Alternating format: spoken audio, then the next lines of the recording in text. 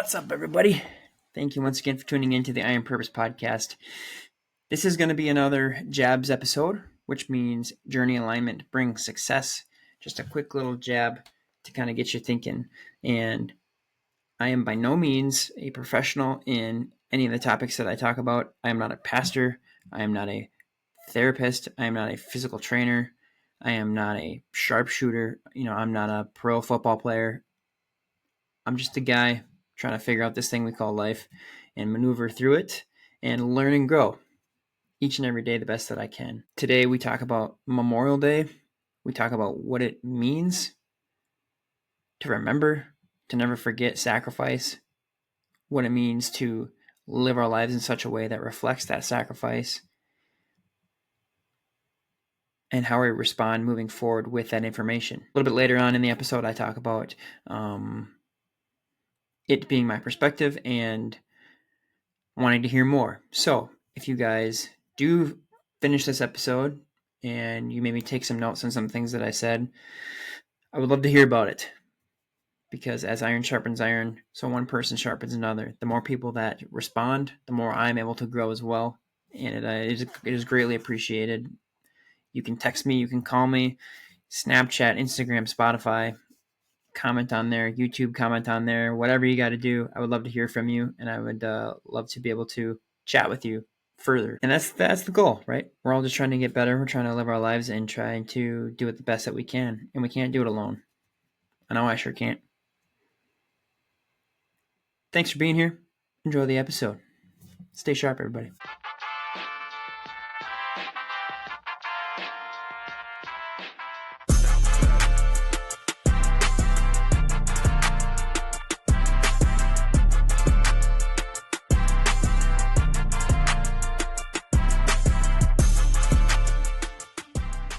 Welcome back to another episode of the Iron Purpose podcast. Today is Memorial Day, and it is kind of the kickoff summer celebration for most people. And I live in central Minnesota, where it's the land of 10,000 lakes, the Brainerd Lakes area. It is the place to be in the summertime, in my opinion, for a lot of people. And when you think about the summertime in the Brainerd Lakes area, it's people out on the boats, enjoying the water, whether it's water skiing, wake surfing, tubing, fishing, parking the pontoons at a sandbar and just hanging out with friends, or cruising around. It's getting out on the golf range for a lot of people. It's getting out on the gun range for a lot of people. It's an opportunity to go out and have fun and enjoy beautiful weather after being locked up in our houses where there's heat when winter is very, very long. It is a celebration. It is a kickoff. It is a lot of fun, a lot of grilling, a lot of fun drinks, a lot of fun friends, a lot of family interactions, and a lot of good times. And I think a lot of times when it comes to Memorial Day, we kind of forget the true meaning of it, as we do a lot of holidays, in my opinion. But Memorial Day, there's times when we're out having fun. We're having these kickoff celebrations of summertime, and we say a prayer before we eat, and we say thank you to those who served and gave their lives, gave the ultimate sacrifice so that we can continue to do what we do. Amen. And then we go back to the festivities, the fun, the food, the family, the friends, the football, whatever it is. It's almost like we remember for a few moments, and then the next day it's gone. It's over with. It's all right. As you were, go back to stressing about work, go back to enjoying your lives, doing whatever it is that you're doing. And a lot of time, like I said, it's like that. All right, as you were. We'll see you next year around Memorial Day, where we can sit in silence and think about this again. And a lot of times around Memorial Day, we hear words like never forget and always remember the sacrifice that they made for our freedoms, for the ability to be able to enjoy these things. But what does it really mean to never forget or to remember? What is it that we're never forgetting? And a lot of times we think, well, these people signed up for this. They know what they were getting into, but maybe there's some of them who their last breath on the battlefield was fear. It was, they don't want to be alone. And maybe a lot of them were, and I'm not saying this to make anybody feel bad or to feel sad or to open any, wounds for people who really thought about this and who experienced it firsthand. And that is something that is very hard to wrap my mind around. But I think of like my brothers. I think of people my age or people younger or even older, different walks of life, different experiences, whether you're male, whether you're female, whether your skin is white, whether your skin is dark, whatever the case may be in your life. The moment when they are breathing their last breath,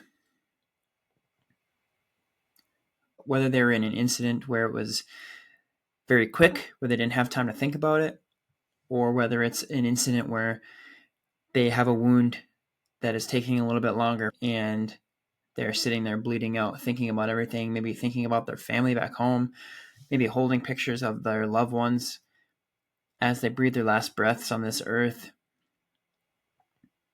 Do we really understand what it means to never forget and to remember those who gave their lives? When you sit down and think about people like that in those circumstances, where they're holding a bloody necklace with a ring on it from their loved one, or they're holding that picture with blood on it now, or maybe it's burnt up and destroyed partly, and they're thinking about their families and they're thinking about all the things they'll never get to do. Maybe some of them won't be able to walk their daughter down the aisle. They won't be able to see their son graduate or win state in a football tournament or any kind of sport. When we say remember and never forget, I hope that in talking about this, that I will be able to remember years from now, what it means to never forget, to think about those people in their last moments. I think we need to take it a step further, not even just the word remember, but also reflect, like we're doing now, reflecting on, okay, what does it mean? What do we do with this information? That is the next step of responding. So we remember, we reflect, and then we respond. Am I living in a way that honors the freedoms that have been bought by such a sacrifice? The phrase freedom isn't free isn't just a slogan. I think it's a call to live your life with intention. It's to wake up and understand, what did these people really do, and what does that mean for me? These people lost their lives, and we take one day to celebrate what they did for us. The fact that what we have from what they did for us is what we're celebrating, but we are remembering what they did for us in a different way. But one day, in this, I am challenging myself to take it a step further, to carry it with me as I live my life.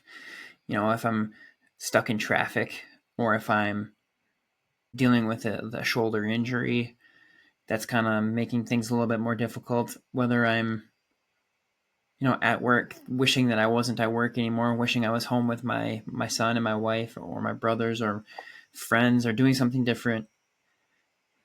Maybe I don't have a lot of money at the moment. Maybe I'm stressing watching the Timberwolves possibly lose in the playoffs. Little things in comparison to somebody's son, somebody's daughter, somebody's dad, somebody's brother, somebody's friend, somebody's sister, somebody's mom, laying on a battlefield, bleeding out, about to lose their life, and what is going through their mind.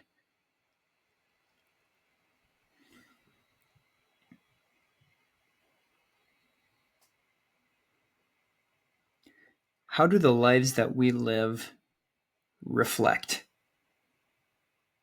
that kind of sacrifice? And what days, what valuable time are we letting slip away by complaining about simple things?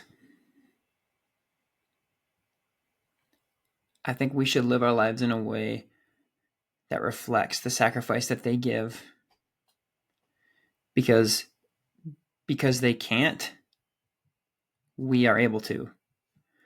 Because they can't watch their kids grow up, because they can't go to their graduation from their younger siblings, because they can't barbecue,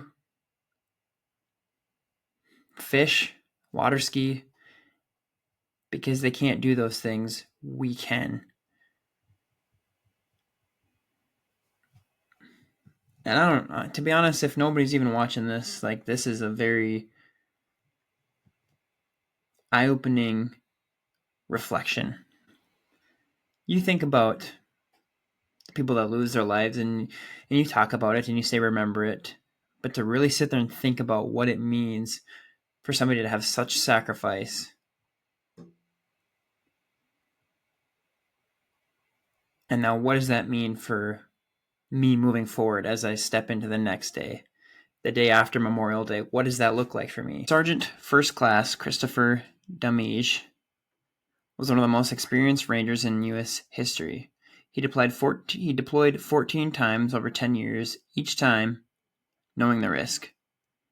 On October 22nd, 2011, during a night raid in Afghanistan, he was killed by an IED. It was his 14th deployment, and he left behind a wife and 2 daughters. What's powerful about this isn't just the number of deployments, it's that he chose to keep going back to protect his brothers and to serve his country. He was described as a quiet professional, humble, fiercely loyal, and the epitome of what a ranger should be. He knew the cost and went anyway. That kind of selflessness demands something from us. It demands something from me.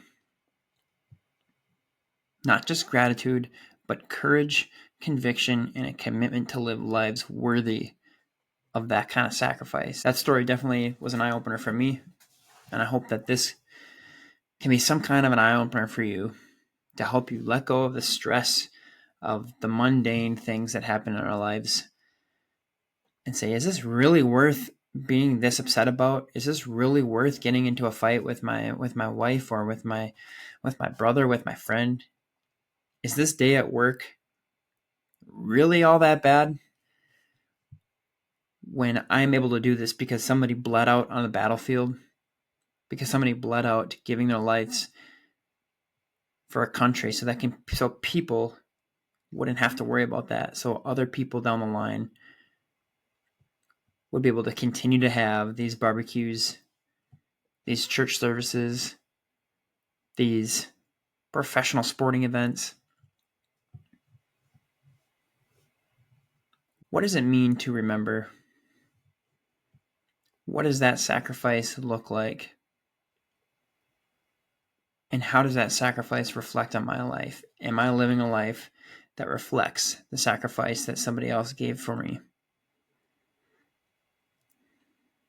I hope you're able to think about that, able to apply it. I hope you were able to remember, reflect, and respond with intention after this Memorial Day. And it's not going to be perfect. There's going to be days that are tough. There's going to be days that will complain and that will whine. But I hope that this is something that you can hold on to as an anchor to pull you back to reality and say, somebody is not able to do this anymore, so I'm going to for them. My alarm goes off in the morning and I don't want to get up out of bed, but I'm going to get up because there's somebody out there that can't.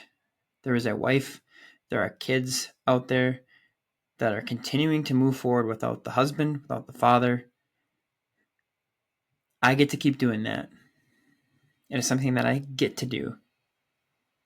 It should be something that I want to do every day. That kind of selflessness demands something from us, not just gratitude, but courage, conviction, and a commitment to live lives worthy of their sacrifice. Thank you to those who gave the ultimate sacrifice so that I can continue to live my life with the freedoms that I have with my family and with my friends. And thank you to the families who are out there struggling, who are having to be reminded every single day what Memorial Day means. I'm going to end this with prayer. I think that's appropriate. Dear Heavenly Father, thank you for the people that gave the ultimate sacrifice, for the people that went into battle knowing that there could be an outcome that they didn't want, that there could be an outcome where they didn't make it out alive, that they didn't get to go back home to enjoy the things that we get to enjoy on a daily basis. God, thank you for the freedoms that we do have, and I pray that I will not take them for granted, or that I will be reminded of a day like today when I do try to take it for granted. And God, I thank you for sending your son to pay the ultimate sacrifice for us as well. You gave your life so that we would be able to live in freedom, that we would be able to live in hope. I pray that we will take that and use it and live with intention and not waste the moments that we have being caught up in the mundane, being caught up in the struggles of life. Help us to remember that what we have is beautiful. It is hope. It is joy. And it is something that we can use to live very beautiful lives. It is in your name I pray. Amen. Thanks for being here. Thanks for listening to me ramble on. I would love to hear your opinions of this because this is just coming from my perspective.